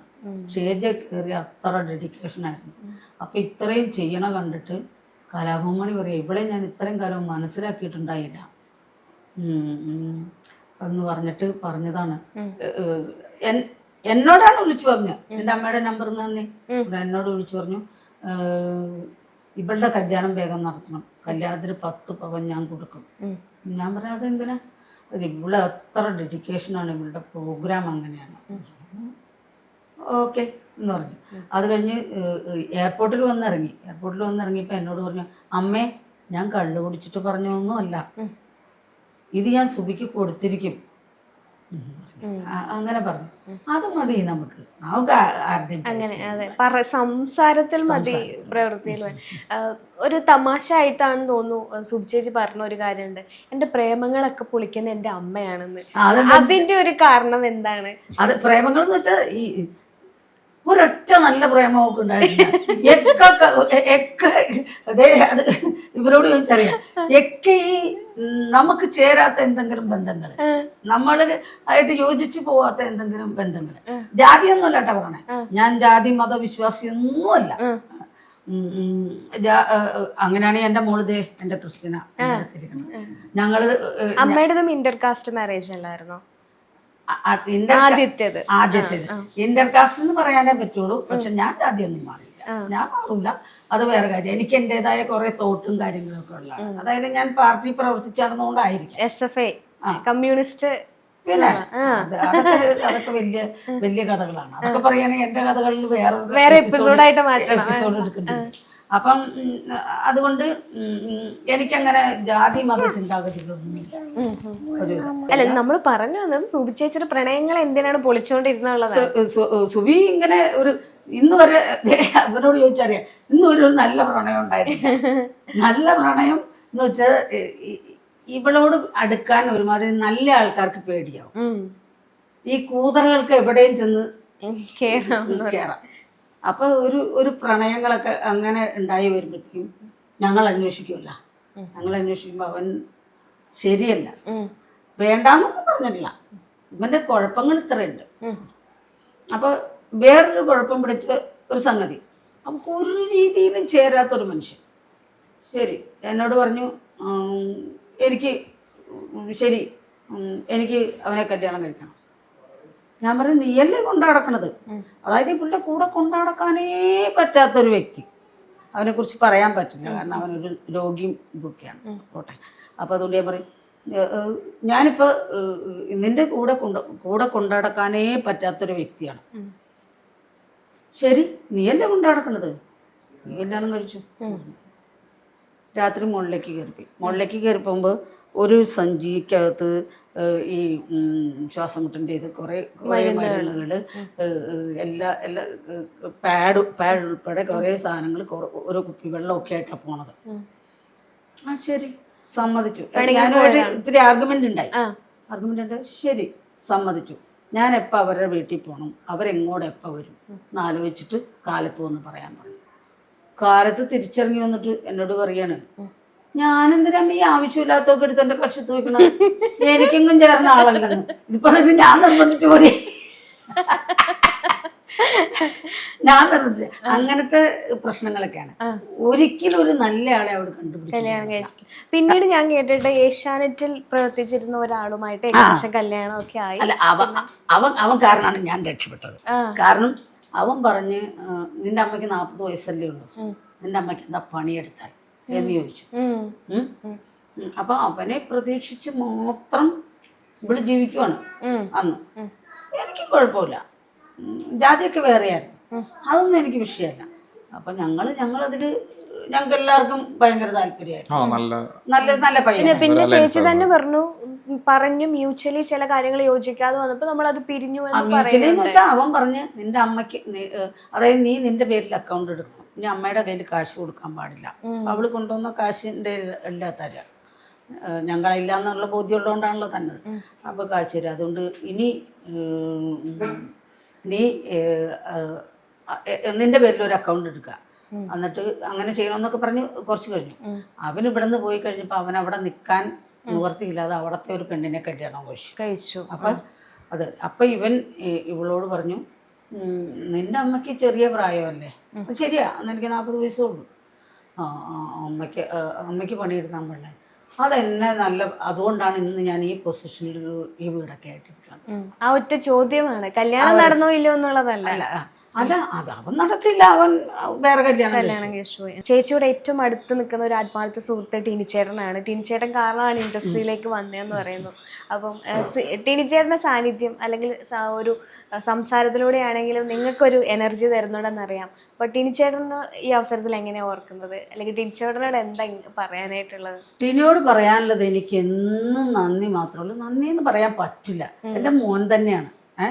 ടിനി എന്ന് പറയണത് എന്നുവെച്ചാൽ എപ്പോഴും എന്തെങ്കിലും പറഞ്ഞ ഏറി കയറും, എന്തെങ്കിലും. പക്ഷെ കാര്യങ്ങളൊക്കെ പിന്നീട് ചിന്തിക്കുമ്പോൾ കാര്യമായിരിക്കും. പക്ഷെ ഒരു കാര്യം, നമ്മൾ അവിടെ അത് പറയേണ്ട ഒരു ആവശ്യം ഉണ്ടാവില്ല. പുള്ളി എപ്പോഴും ഏറി കയറുന്ന ആളാണ്. അപ്പൊ ടിനി എന്ന് പറയുന്ന ആള് ഇപ്പം ഞാൻ വിളിച്ചിട്ട് എനിക്ക് ഇന്ന ആവശ്യമുണ്ടെന്ന് പറഞ്ഞാൽ അപ്പം ഇവിടെ എത്തിച്ചേരും. ആ ഹോസ്പിറ്റലിലെ എല്ലാ കാര്യങ്ങൾക്കും പുള്ളിയാണ് നടന്നത്, കൂടെ ഉണ്ടായിരുന്നത്. എല്ലാം ഉണ്ടാകുന്നത്. ഒരുപാട് സന്തോഷം. Thank you.